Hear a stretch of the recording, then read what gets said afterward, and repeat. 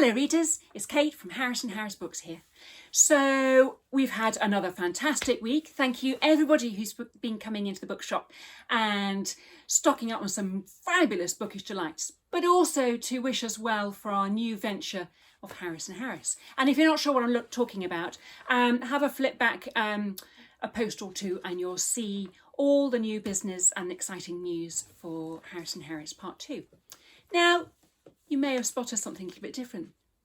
That's right, another special guest. And today, I'd like to introduce you to my friend of Harris & Harris, debut author, Karen Angelico. Hello, Karen. Hello. Welcome to Harris & Harris. Thank you. It's delightful to be here. Oh, that's lovely. Thank you. So, on this extraordinarily hot day, Karen, I'd like to ask you, why are you here today? Well, I had something come in the post this week, and I kind of thought, well, I really wanted to bring it up here because for the past few years, and when I was doing my MA, I would walk along the high street, I would stop outside Harris & Harris, and I'd think, I wonder if my book will be in the window one day. Oh. So I kind of felt it was the right thing to do to bring it up here and open it in front of you. So a kind of what's in the box? What's in the box? Karen Angelico. Yes, absolutely. Wow. I'm kind of storming in on your slot here. You are a little, but that's okay. That's fine. That's fine. So this is Karen's debut novel, which is, drum roll, which is out on the August the 18th. That's correct, isn't it? It is, It's yes. very exciting. 3 weeks to go. 3 weeks just to go. So I have been hugely fortunate, and I have been given a proof copy. There it is. That's all you're going to see at the moment. So I've read it, and it is, oh my God, Karen, it is fantastic. But what we need to do now is, Karen, would you like to open your brand new box of hot off the press, finished copies of your debut novel? Yes, I would. Let's go for it. Okay.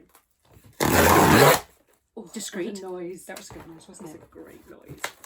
Okay, are you ready? This is really exciting. It's very exciting. Seen it here, boys and girls. This is so exciting, brand new. Nobody's seen them before. Nobody's seen it. I've had this under my bed for the past few days, waiting.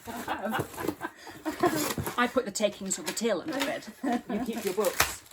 Oh my days. God. Oh, Karen. You show our friends at Harris & Harris. Oh my God, it's beautiful. Oh my God, I'm not crying. Cry if you want to. No, This I'm not is going to cry. Beautiful. Oh my God, look at Karen, that. look at this. Absolutely How gorgeous. does it feel? I don't know, it feels surreal. It's just beautiful. Can I take one and show it Yes. close to the camera? Oh my God. So you have a little moment. I'll have a moment. So Didn't bring a tissue. you just leave. I haven't got any. So this is the brand new novel by Karen Angelico. What a great name. Fantastic. Thank you. Everything. Thank you, ex-husband. Got to be good for something. Oh my goodness, Karen, Wow. so many congratulations Thank you. on your brand new novel. They've done such a brilliant job of the cover. This is- Honestly, it was such a dream to do this with the team, and it kind of went back and forth. Things weren't right, and in the end, it. Wow! Thank you, team. It's amazing. This is I Team love it. Phoenix. Yes. Phoenix Books. This is an umbrella of Orion. And yes, I've heard some lovely things about them, and I've been having a bit of a chat with them behind the scenes as well. So, Karen, would you like to tell us a little bit about your new book? Yes, well, the initial seed of the idea of this novel came to me when I was going through the divorce with my first husband.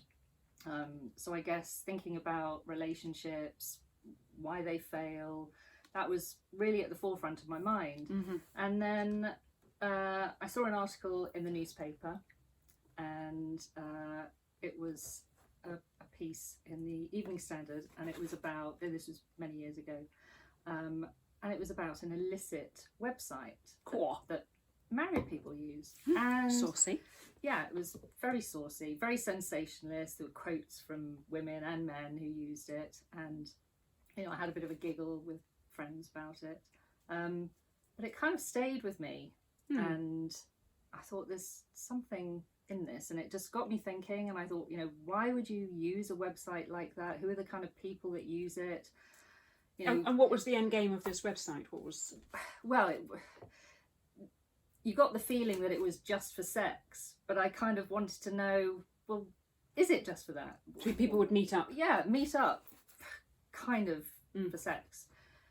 But there was more, you know, the things that people were saying in the quotes. I thought, you know, these people, it was saying that it was making their marriages better. It was helping, and I thought, I want to know more about this. So I did some research and chatted to a few people, and kind of mulled away in my mind for a while, and then it all kind of coalesced into the 4 characters of Everything We Are: Daniel and Kate, Luke and Sarah.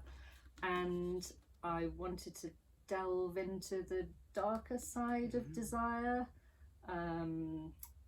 you know, why some relationships work, why some don't, why does relationships start off so happy and yet sex and intimacy become so challenging, things that maybe we don't really talk about in the later stages of relationships. Why is it so hard to talk to our husbands, wives, whatever, partners about this? So obviously I wanted it to be not just a character driven story. I wanted it to be quite pacey and have the pace of a thriller as well. So and it does.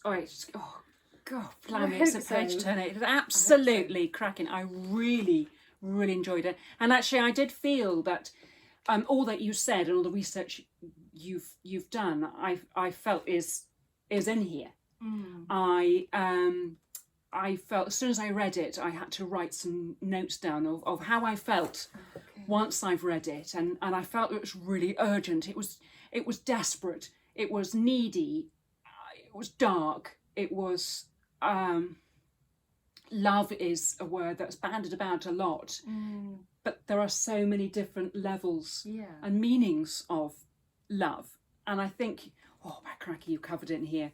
And just on the front of the cover, you've got marriage, friendship, guilt, desire, secrets and lies. And I feel that you've got all of that and so much more. I was really heavily invested in your characters. Really, really heavily invested. And their friendships as well. That's kind of important as well. Yes, absolutely. One character for me that really stands out was Luke. I felt that he was really quite. Said that, but because I think he figures quite heavily in it, and he feels quite damaged. But there's a lot in there that there's the reasons are why we are the way we are is perhaps because of our past. I can't always help it. It's, you know, it's in us that make us do the things that we do, or if we go ahead with, you know, the wounds we carry. The wounds we carry. Actually, yes, indeed. So I think it was absolutely fantastic. I loved it. I hope everybody does love it. You can't not. I mean, it is just that. It's a lot of, you know, it's dark, it's sexy, there's so much in here, but pacey characters, pacey narrative. It says on here, love is just a word that people say to get the feeling they need. I love you really means I want you to love me, and it really is. You feel that as you're reading it. And is this how you meant it to happen? Did you? And you know, you've done a lot of research, and you got the book off to your editors and whatnot. Did it end up to be how you wanted it to be? Absolutely. Through each edit, I thought, I can't possibly. You know, it's almost there. It's you know, almost exactly how I'm trying to get the characters across to everybody. And after each round of edits, I thought, oh, that's it. I can't delve any deeper. I can't get any further. But then the edits would come back, and I'd think, no, I can go deeper with this. It was, it's fantastic. So they gave you pretty much free reins, perhaps? I think the editing process is a bit of a mystery maybe to people.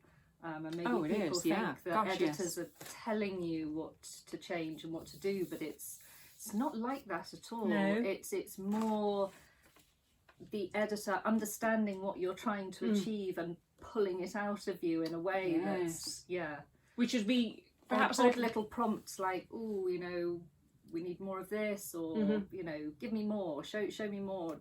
Yes. Yeah. Which I'm sure will be, you know, easier for them to decide what more they need, because that's their job and they're used to it. But as a debut author, if you are not used to, this is your first book, well, it must be difficult to know what can be drawn out of you, or how far you can. Yes, I was really lucky that I'd done the MA at UEA.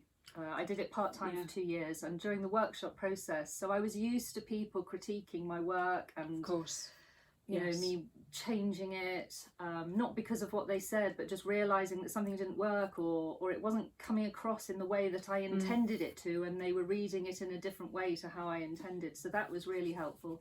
And then my incredible agent, Sophie Lambert, I did rounds of edits with her first. yes. Not all agents get involved in the editing process, but I'm really lucky that she's brilliant. And she just got the book immediately. She knew exactly what I was trying to achieve, and so we, to be honest with you, when it was sent to Phoenix Books, it was, you know, it had very light edits after that. Yes.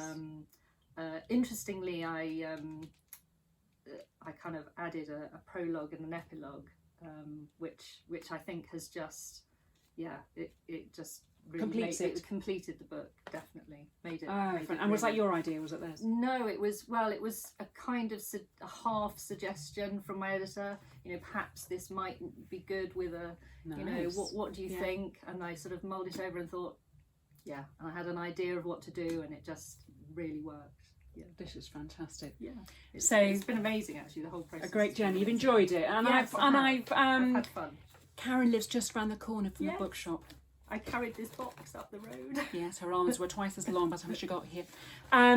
So, but that means that we've got to know each other very well over the years, haven't we? Yes, we have. And particularly during lockdown, this place was just a godsend. That's lovely. Thank you. That means a lot. Yeah. So I've gone on this journey. I feel I've gone on this journey with you, Karen. Yes, you have, because I came in and I said I'm doing the MA at UEA, and you were like, how exciting. It is. Oh, stuff of dreams. I would love that.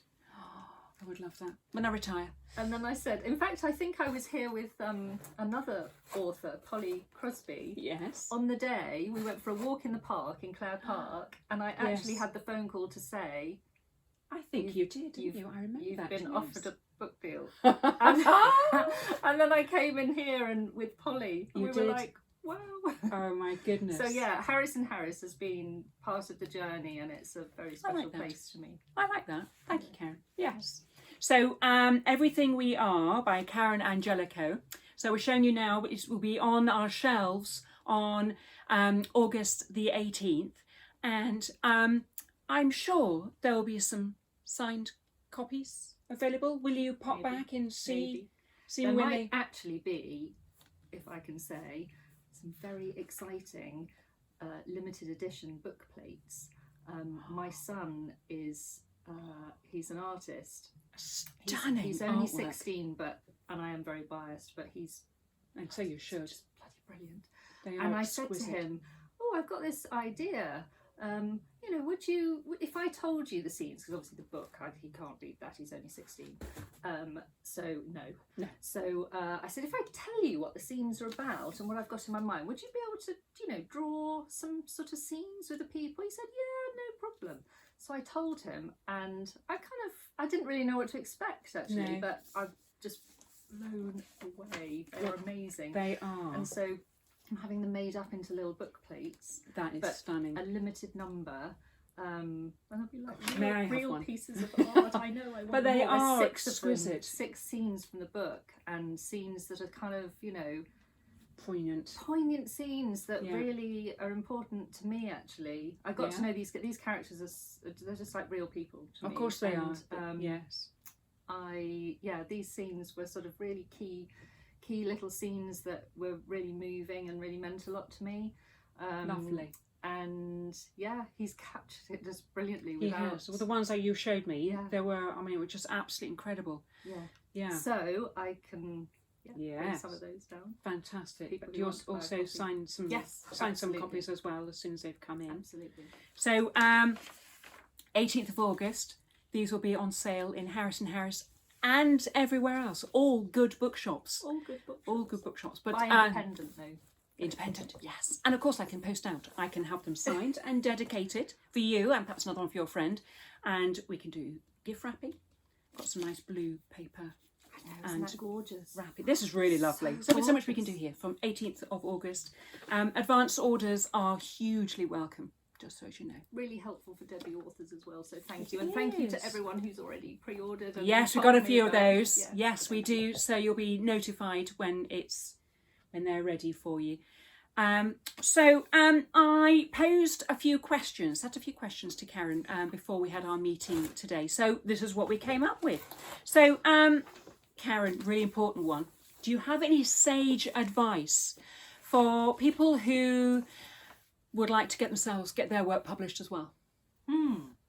Well, that's a really, I mean, everybody has their own journey to being published, but I think the key thing is to obviously keep writing and not to write to expect to be published, if that doesn't sound, write because you love it. Yes. I think if you're writing to be published, it takes the joy out of it, and you need to just experiment. And I found, for me anyway, the creative writing course that I did in Bury St Edmunds with an amazing teacher called Pat McHugh. Hello, Pat. She was brilliant, and from that course I then went on to do the MA at UEA. You don't have to do an MA, you don't have to spend money. There are all sorts of writing groups. You can Google it and find your own little local writing group, and I think it's just important to actually not be afraid to share your work. Yes. And to get people's genuine first impressions of it. Yes, of course. Because what you're writing, it's so isolating, and what you're trying to say might not come across in the way that you mean it. And so by having somebody say, I thought this happened and then that happened, and you're like, no, I didn't mean that. So you can then edit yourself and just hone your craft. So that's what I would say. Join a writing group. Join a writing group. Yeah, good advice. And how long did it take for you to write this? Well, from the seed of the idea, I'd say it's probably been 10 years to publication. However, I wasn't writing it for that long, and I didn't really write it at all. So I'd always written as a child terrible dramatic poetry and sort of short stories where everybody died, or somebody got stabbed or whatever. I was really into cheerful. That. Yeah, cheerful sort of angsty stuff. But that was in there. You've got to write about what's in there. Yeah, exactly. My mum's got my short stories, and I've told her she must burn them. But she hasn't. No, she hasn't. No? Mum, Okay. Don't Don't give burn it to anyone. But yeah, so I'd always written, and then kind of life gets in the way. Children, marriage, moving around, and it was only really after my first divorce that I kind of had this creative urge, and then the characters came to me with all the ideas that I told you about. Yes. And I just started writing little snippets. I didn't think it was a novel. I didn't even think about being published. None of those things. It was just for me, really. And then I put it away for a few years. I got married again. I got divorced again. Busy. I was a bit busy.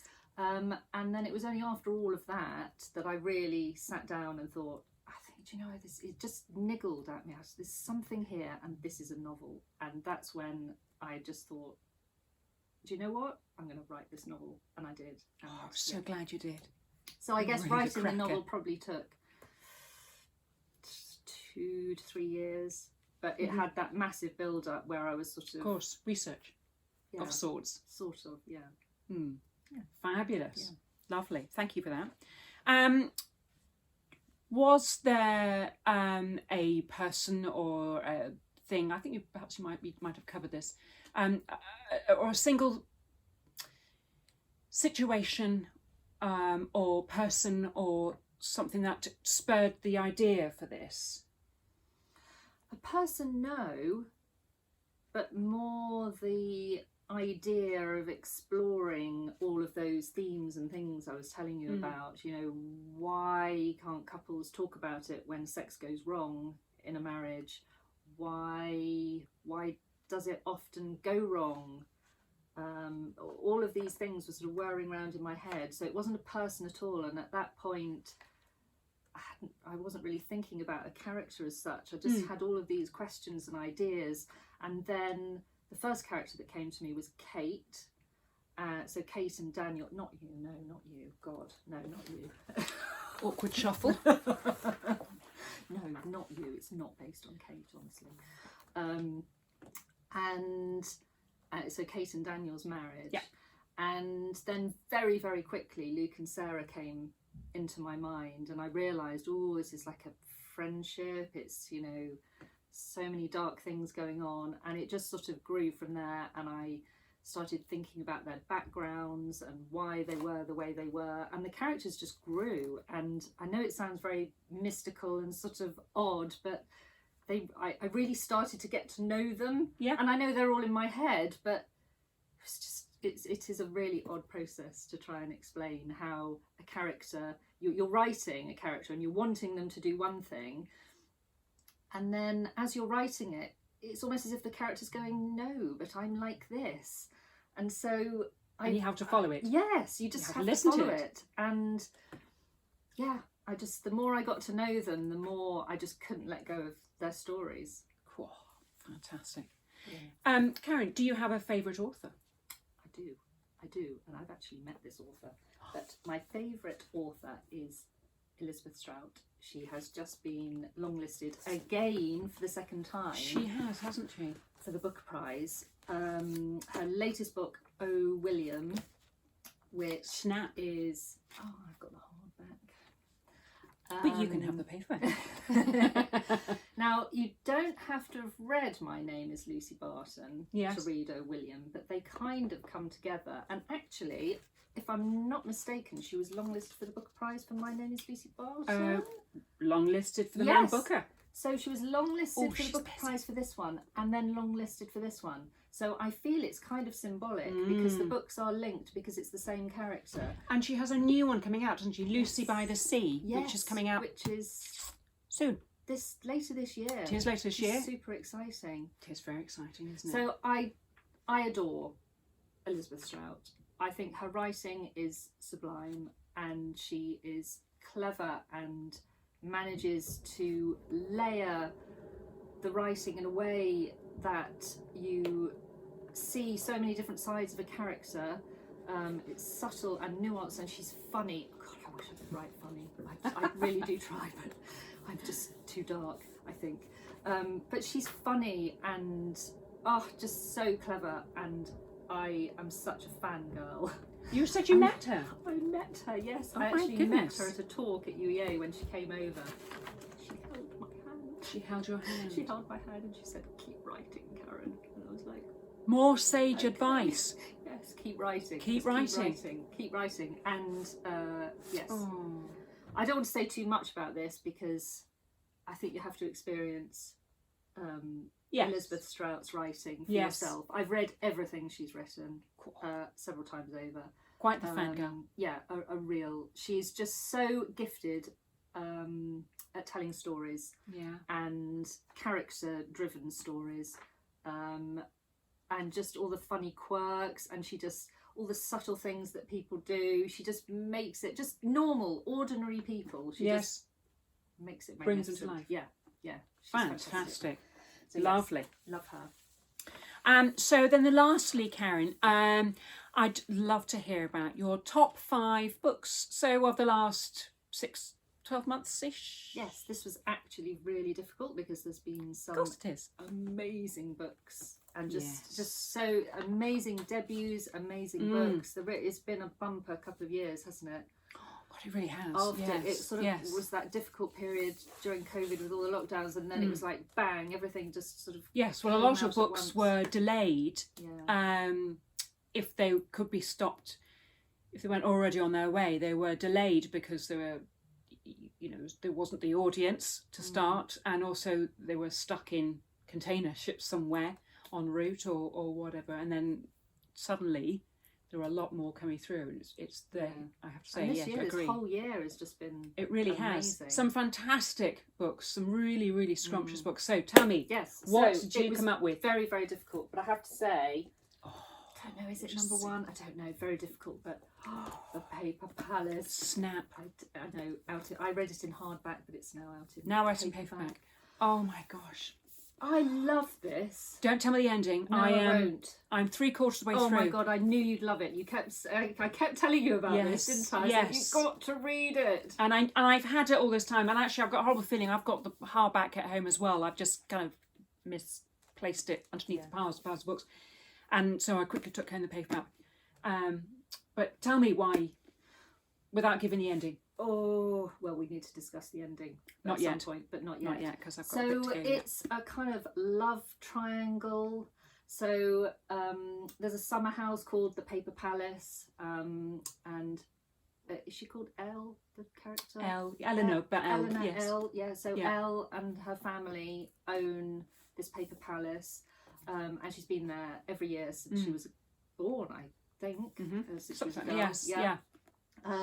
And she's there again this one particular summer, and so the main narrative thread is a 24-hour period where something happens, which I won't give any spoilers about, but something happens. Obviously it's a love triangle, so it's all, you know, it's all a bit sexy, and she has to make a decision, and it's over this 24 hours, which obviously I won't say anything further. No, not a peep, please. But interwoven with this narrative of 24 hours is kind of going back in time. You learn about her mum, which I love. She's an amazing character. She makes me laugh. Again, she does laughter. I want to be able to do laughter. But we need some dark authors too. Dark. There are dark bits as well. Yeah. So her mum is just a cracking character, so funny.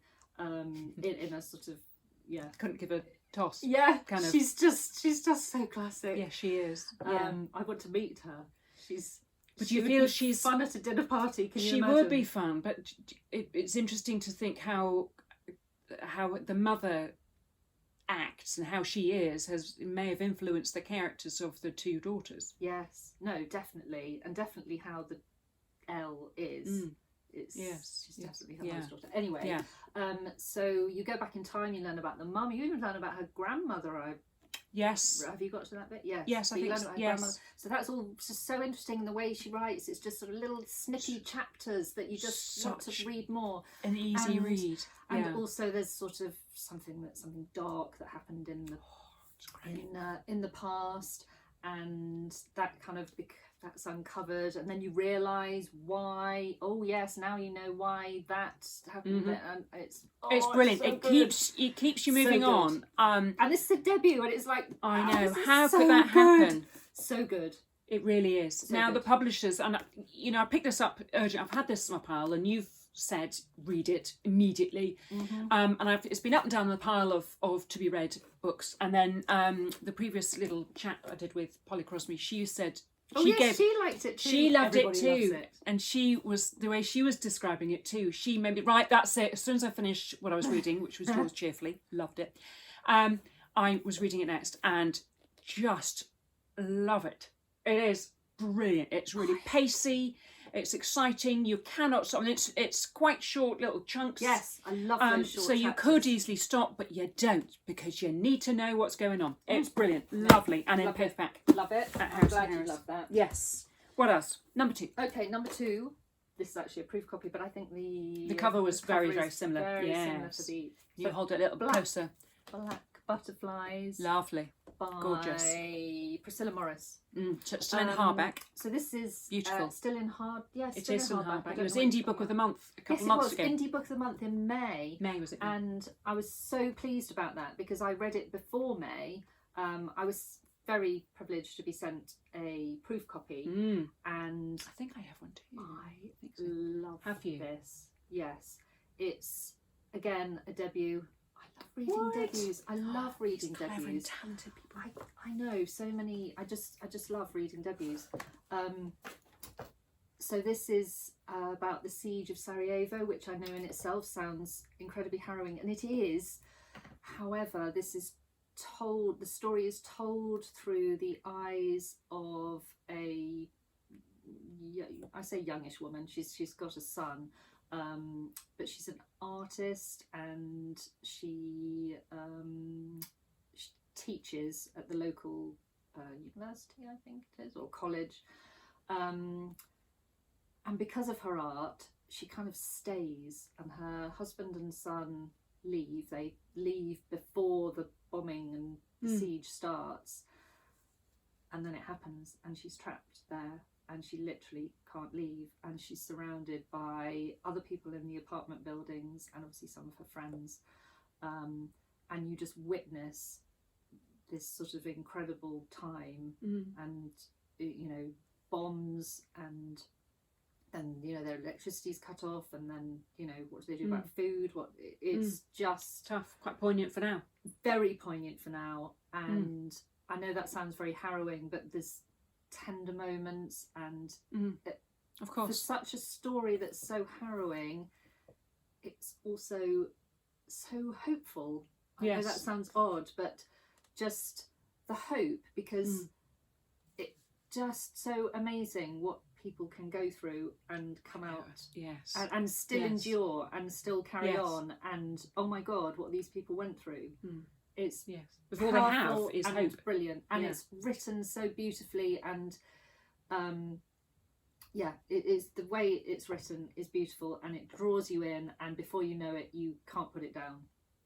Lovely. That sounds fantastic. Yes. Okay, what else have we got? Brilliant. What is this? Number 3 or 4? Number three. Number 3. Notes on an Execution. Great cover. Now, I know, beautiful. Another Phoenix beauty. Phoenix, great. Yeah. Absolutely gorgeous. And that was kind of how I came across it, because I kept seeing all of the book bloggers on Twitter, and they were talking about Notes on an Execution, and I thought, oh, it's a Phoenix book. Oh, I need to read that. And everybody was raving about it, saying this is, already, I think this was back in, I can't remember, was it back in February? It was quite early on this year when it came out, and people were saying, this is the book of the year already. This is Actually, I think I remember that. Yes. Do you remember me raving about it? Yeah, I do. Yes, I've got to read it. And it's written by the best-selling author of Girl in Snow, which I haven't read, but I had heard great things about that as well. Yes. And I really want to read that now after having read this. Yes, nice endorsement there by Paula Hawkins. Yeah, provocative, intelligent, thrilling, moving. It's got some brilliant endorsements. It's endorsed by Britt Bennett, Megan Abbott, Ashley Audrain. It's set, and again, this sounds quite harrowing, but it isn't. So it's about a man called, well, it isn't actually about him, but it starts off with Ansel Packer. He's a serial killer, and he's on death row, and we know he knows he's going to die, and so a little bit, I mean, not like the Paper Palace at all, but in a sort of similar structural way. You've got the 24-hour period before he goes to his death, interspersed with the story of why he's there, but really that is the real story. His story is, so all of his thoughts, obviously he doesn't want to die, and all of his thoughts about why he's there, incredibly interesting and so acutely observed and just brilliant. But the real story is the women. So his mother, so you learn about the story of his mother and the women that he killed, and the woman who eventually captures him, the detective. Oh, really? So That sounds fascinating. it's kind of their story, but wow, the writing, honestly, I didn't know what to expect. I didn't know too much about the story, what it was about. Yes, I like that. But I'd just seen the raving reviews and people not really saying what it was about at all, just, oh my god, read it, it's brilliant, this is like the best book. And I thought, I think I'll read that. So I picked it up with no preconceptions whatsoever, and the writing blew me away. It's so well written. it's intelligent and lyrical, but in a sort of concise way. The writing, I think I need that one. gets you there. It's to, really good, really good. That's right up my So street. that's So that was number 4. Kind of a crime. Crime. Would you call it crime? I don't know. It's sort of a serial It's a killer difficult crime one. thing, but I don't know. It's so more, brilliant. Don't know. But It is a all thriller. sorts. All sorts. Anyway, the next one is Quilt on Fire Quilt on by Fire. Christy Watson. Mm. Now this is a non-fiction memoir, and I don't read too many memoirs actually, but no, I'm the more of a ones I fiction have, gal. the ones I have read recently have been just bloody fantastic. So I need to read more. But this is by the brilliant Christy Watson, whose first novel, I'm going to have to look at my notes there, first novel was Tiny Sunbirds, of course, Tiny Sunbirds. And she won the Costa Prize. That was her? Yes, that's Christy Watson. So she wrote 2 fiction novels to great acclaim, and then I think she wrote another book, but then the one that she's probably best known for is The Language of Kindness. Yes, which is like that's international bestseller about her nursing, which is fantastic. Incredible. Yeah, what another busy gal. Yeah, very busy, and her Writing writing this. just Really. It's that sort of writing that you just need a moment. And this is just brilliant. A very personal account of her experiences of midlife as a woman, and the hormonal roller coaster that entails, but written in the only way Christy Watson can write it, with humour and just so one page you're just laughing out loud, it's so funny, and then the next page you're like, oh, because it's just got you right there. And you know exactly what she's talking about, and you have experienced that exact, maybe not that exact same thing, but the essence of exactly what she's talking about, and she expresses it in such a way that you think, yes, that is exactly how it is. Goodness. Every woman needs to read this, and actually every woman's partner needs to read this also. That's good point. Good point. Yes. It's another one I need to read, and perhaps I'll leave it out for Mr. Harris to read. Yes, Mr. Harris needs to read it. Fantastic. Well, that was number 4. Gosh, yes, I'm so sorry. Yes, I know, 4 already. Wow. So we're cracking through them. Yes, I love talking about books. This is my favourite. It's joyous, isn't it? It is joyous. This is lovely. lovely. We've got matching copies. Snap. Oh, snap. Right. Yes, So this is interesting. Yes. Very interesting. So Now this is a proof copy, which again I was incredibly privileged. Thank you very much for sending me this, because me too. Right up my street. It sounded it when you spoke of this in relation to your book. Am I correct? Yes. Slightly? I mean, obviously it's nothing like my book, but it's exploring the darker side of relationships. This is about a marriage that is disintegrating or has disintegrated, and it is narrated from both sides, and so that's brilliant in itself. The way it's done, that's brilliant in itself. But to add a sort of little twist to it all, one of the people in the marriage, you only know them as J. So is it a man? Is it a woman? Oh, I see. We don't know. Oh, clever. And so very clever to write a whole novel, and just you actually don't know. In fact, I found myself fluctuating, thinking, no, it's a man. It's definitely a man. Only a man could behave like that. And I found myself stereotyping behaviour to whether it was a man or a woman. Very interesting. And then on another chapter I think, oh no, only a woman could have such, intuition or depth of feeling about that. And I think, wow, that's interesting. How it's making you feel. How it's making me feel. And it made me, angry about their behaviour, but also understanding of it. And because it's written from both sides and so cleverly done. This is such a clever book. Interesting. I found myself. So you know what happens. Well, you possibly don't know what happens. No, I haven't read it yet. I've been through in terms of relationships. You know what happens when a relationship disintegrates, and it can sometimes, it was passionate before, and that passion sort of spills over into it being quite, tense and awful, and you say horrible things to each other, and you do horrible things, and it just is all a bit messy towards the end.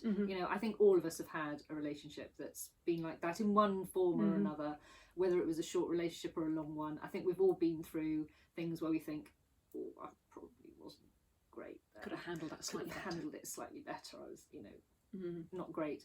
And this just explores all of that. Interesting. But super interesting in that you see both sides, so you're pulled into both sides of that, and you see it from both sides, so you start questioning, well, which side of this is the truth? Ooh. So you're reading one side and you're thinking, you're rooting for that particular character, and you're like, God, what a bastard that other character is, oh my God, how can they behave like that? And it's just outrageous. And then you read the other side and you're like, oh my God, no, no, it's the other person. How is the other person behaving like that? Oh my goodness. And it's just so clever. Very clever. And I finished it and I just thought, well, I've got nobody to talk to about this now. I want to talk to somebody about this. Sorry about that. Yeah. So this one it's out is this next week. It's out next week. Yes, it'll be on the shelves shortly. Yes, so that's brilliant. That's fantastic. Yes. So that's your 5. That's my 5, but I have to say it was pretty tricky not to include this one. And I know everybody's talking about this. What have you got there? But it's the absolutely fantastic Sorrow and Bliss by Meg Mason. Wasn't it, Chloe? It was so good. Oh my God, I loved this book. I felt I needed to be in a stronger place, I think, when I read it. That's interesting, because I wasn't triggered in that way at all. I was just... Yes, it's so interesting. Yes. I think depending on where you're at... Yes. It was brilliant. Mentally, it would affect you and trigger you perhaps in different ways. Mm-hmm. I just read it as such an amazing sort of character analysis and without a doubt, brilliant writing, and it was funny, and it was sort of a very interesting look at someone who's going through a sort of mental illness, depression, whatever. It's not named, is it? So you're never you don't know. You don't actually really know what this person is kind of going through, but which is very clever, because it could be anything. And I think we've all experienced times in our lives where we've hit low points, and we can all have felt some of these things, and it's done in a way that it's linked to a relationship as well, and the decisions I feel the characters almost feel similar to Elle and Peter, perhaps. Yes, there are kind of, I think it's just a whiff. Yeah. Fascinating. But lovely. It's just so funny. Again, funny. It is. Well, it's a Sorrow and the Bliss. It is funny. Very clever. Parts of it are just laugh out loud. Yes. Just the brilliance of it. Yes. So I had to mention you that. did. And also, I have to mention this one. Sorry, that's 7. Sorry. I know she won the Ruth Ozeki Women's Prize for Fiction. The Women's Prize for Fiction. She did. She did. And I have to say, I haven't read the new one. No. However, I loved this one. It was the Book of Formand something, the one that did win. The Book of Formand. Can't remember. But it's sort of got zigzaggy lines and primary colours on the cover. Yes, it's a lovely colour. It is beautiful. Yes. But this one I read quite a few years ago. And I only realised it was the author of this one when I saw the copy on my bookshelf, and I thought, oh my God, yes, of course, she wrote that. Yes. Same author. But this is brilliant. So in the wake of a tsunami, a Hello Kitty lunchbox washes up on the shore of... I did read this a long time ago, so apologies if I get this a bit wrong, but she's a writer, and she's trying to write, and She's in her kind of cabiny kind of house in British Columbia, Vancouver, I think. I could be mistaken. So this Hello Kitty lunchbox washes up, and it's got, you know, obviously I think it's a diary, or yeah, it's like a diary of a young girl from Japan.